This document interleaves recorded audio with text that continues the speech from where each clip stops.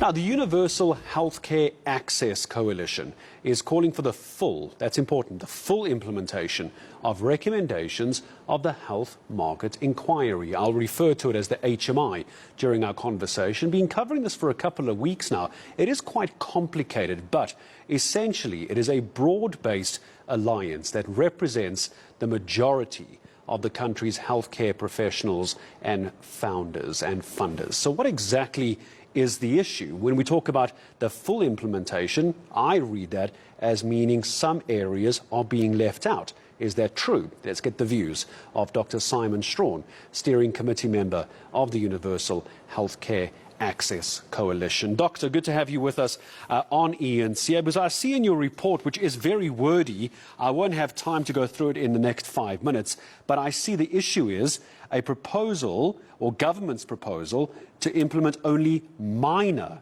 selected recommendations. What does that mean? Help me understand, Doctor. Good afternoon. Very good afternoon to you. Thanks for the invitation. Yes, indeed. So the Health Market Inquiry recommendations really are trying to make sure there is no anti-competitive behaviour, to make private healthcare more affordable and to improve access to healthcare. That's really what it's about. And obviously, if you want to try and do that, they proposed a whole string of recommendations falling ostensibly under a governing authority called the Supply Side Regulator of Health. So supply side obviously means doctors and the downstream costs and services that doctors would then utilize. Now, to regulate those, part of that regulation obviously is the tariffs, the amount that people charge for their services. And obviously, if there's going to be any form of collective bargaining and open discussion about tariffs, we need to have an exemption from the Competition Commission. That's exactly right. We understand that. But the Health Market Inquiry recommendations looked at both supply side and they looked at demand side. They had a whole lot of recommendations looking not just at tariff. They looked at other estimates of cost in terms of health technology assessments. They looked at a revamping of the hospital and doctor licensing systems. They looked at outcomes, patient-centered outcomes monitoring. They looked at a risk equalization across the industry. And they make the statement, in fact, that it must be remembered these are an integrated whole, and market failures may persist if a partial approach to the implementation of the recommendations is adopted. And you can see I was quoting from their document. So what we have in front of us from the Department of Trade, Industry and Competition, now it's come from them because obviously they are the ones who regulate the Competition Commission, and they are then instructing the Minister of Health to offer a 3-year interim exemption, not just for tariff price setting, because that's what they're offering. This is negotiations, and in the negotiation section, where the Department of Health will appoint the committees, they will set the regulations, there'll be judge, jury, and arbitrator in the entire process. That's the first issue. So using an exemption to discuss tariffs is all well and good, but it needs to be, in the words of the Health Market Inquiry, it has to be an independent public entity.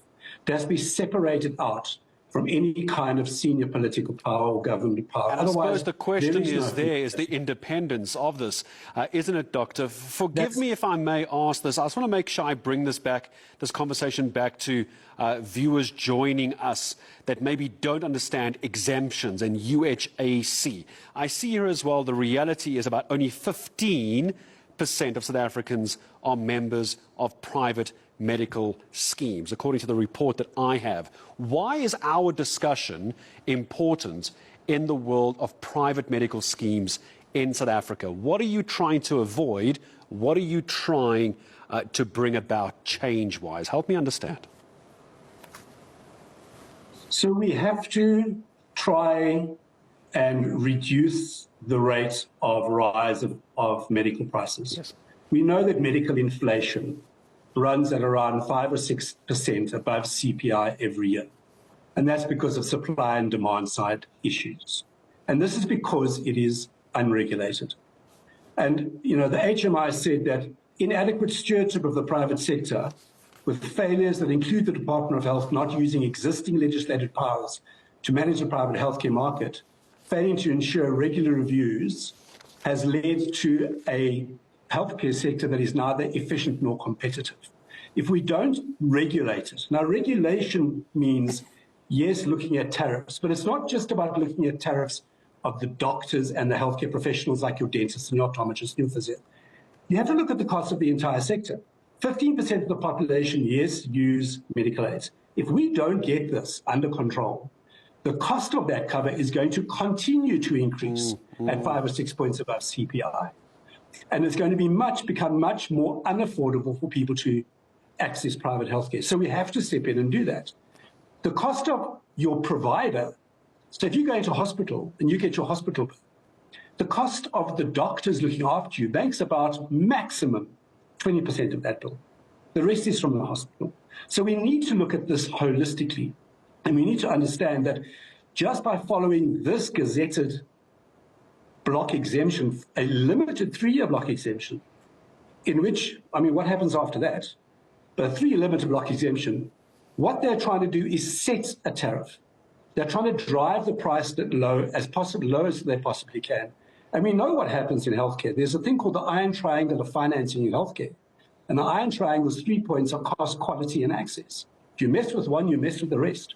You have to look at reasonable prices. You have to be sure that the people are sufficiently remunerated, not that you're running at the cheapest rates, flooding the market. You may well be making it more accessible to people because it's cheaper, but it doesn't mean that the quality is then going to go through. I mean, we understand this.